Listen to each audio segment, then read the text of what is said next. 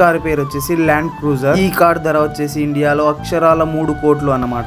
ఈ రోజు నేను మా మామ కలిసి ఎక్కడ పోతున్నామో ఈ వీడియోలో చూసేద్దాం పదండి. ఈ రోజు మనం వెళ్ళబోయే ప్లేస్ వచ్చేసి డెజర్ట్ సఫారీ. డెజర్ట్ సఫారీ అంటే ఎడారికి అయితే వెళ్ళబోతున్నాం. ఈ రోజు మేము ఎడారికి ఎందుకు పోతున్నామో ఈ వీడియో ఎండ్ వరకు చూసేయండి, మీకు అర్థం అవుతుంది. ఫైనల్ గా డెజర్ట్ కి అయితే రీచ్ అయిపోయాం. వాళ్ళు ల్యాండ్ క్రూజర్ కార్ తీసుకొని వచ్చి మనకు చాలా బాగా అయితే పికప్ చేసుకున్నారు. ఈ కార్ పేరు వచ్చేసి ల్యాండ్ క్రూజర్. ఈ కార్ ధర వచ్చేసి ఇండియాలో అక్షరాల 3 కోట్లు అన్నమాట. దుబాయ్ లో మాత్రం వీళ్ళు ఎక్కువ ఎడారిలలో అయితే యూస్ చేస్తారు ఈ కారు. ఎందుకంటే ఈ కార్ 4x4 ఇసుకలో ఇరుకోదన్నమాట. ఈ కారు ఈజీగా అయితే వెళ్ళిపోతుంది ఇసుకలో కూడా. అరబ్ కంట్రీస్ లో ఎక్కువ ఎడారిలు ఉంటాయి కదా, ఇక్కడ ఎక్కువ ఇవే అన్నమాట యూస్ చేసేది వీళ్ళు కార్స్.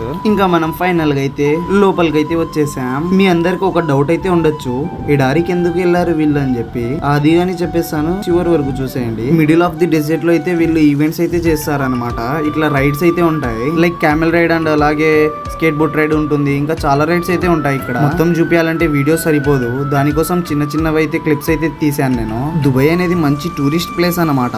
అండ్ ఫైనల్ గా ఈవెంట్ అయితే స్టార్ట్ అయిపోయింది.